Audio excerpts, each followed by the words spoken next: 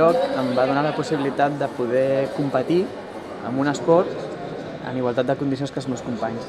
El problema que jo tenia quan estava a l'institut era que quan fèiem a les classes d'esport fèiem alguna competició de futbol, d'hoquei, d'handbol o de vòlei, doncs al final el que veiem és que a mi m'agradava molt l'esport, però no podia fer-ho en igualtat de condicions que els meus companys derivat de la meva discapacitat visual.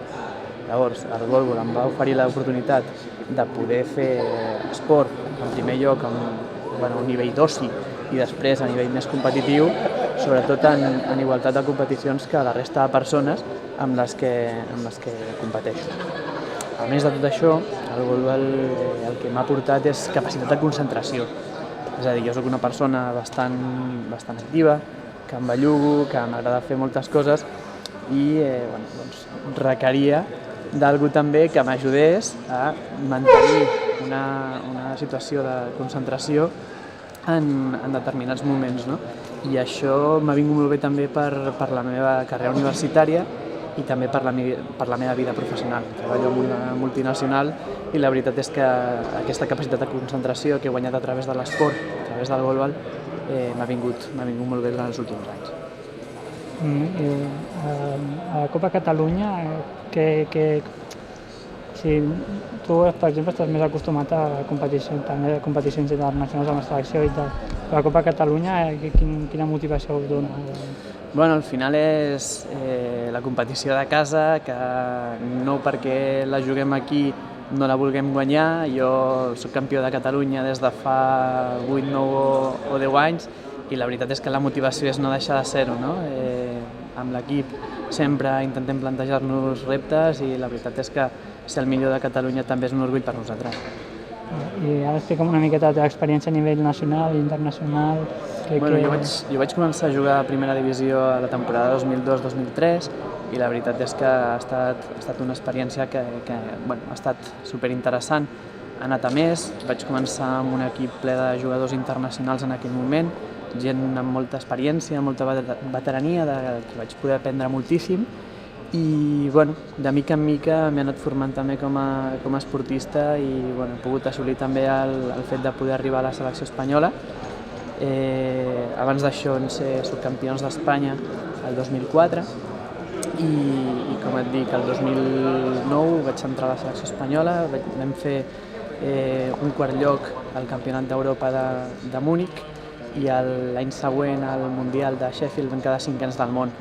La veritat és que poder estar a una selecció espanyola, suposa, en primer lloc, era un repte i després et dona moltíssima satisfacció.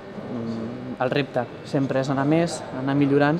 L'experiència a nivell internacional també et dona moltíssima seguretat a nivell Espanya, és a dir, aquesta capacitat de concentració que vas guanyant, aquesta experiència que durant els anys vas assolint, l'enforteixes molt més en una competició internacional i la veritat és que també t'ajuda a poder desenvolupar el joc d'una forma molt més fluida quan tornes a casa, no? La veritat és que per mi la selecció és una escola i sempre vaig allà amb la voluntat d'aprendre i continuar evolucionant com a esportista. I el golbal es competeix a nivell internacional, al Paralímpic i tal, però també aporta molt a gent que no competeix potser a nivell a tan alt nivell, però aporta molt, no? O sigui, tu deus conèixer molta gent que no pot competir tant al nivell, però els pot aportar molt, no? Mira, la veritat és que, com bé et deia, jo vaig començar jugant a golbal a un nivell molt d'oci, de pràctica esportiva, molt a nivell de base, per fer una pràctica esportiva. L'esport és salut i d'això n'estic convençut i al final pot fer que, això que et deia, un esport que per a persones cegues i amb discapacitat visual o gent com ells que no tenen cap problema de visió puguin competir amb les mateixes circumstàncies. I això ho podem fer o bé a nivell d'èlit, o a nivell de base, o a nivell recreatiu, o a nivell de les escoles dels nens. Hi ha programes superinteressants que s'estan desenvolupant aquí a Catalunya, que el CREO, el CEE Barcelona, n'és pioner a tot Espanya, amb un programa de golbal a les escoles i la veritat és que està funcionant molt bé. És un esport que treballa la col·laboració, la cooperació entre les persones que hi juguen, que treballa moltíssim la concentració i sobretot és un esport d'equip. Al final això és fonamental per la vida. És a dir, jo sempre he pensat que algo construït entre un equip és molt més potent que algo que es construeix entre una persona sumat als esforços dels altres de forma individual.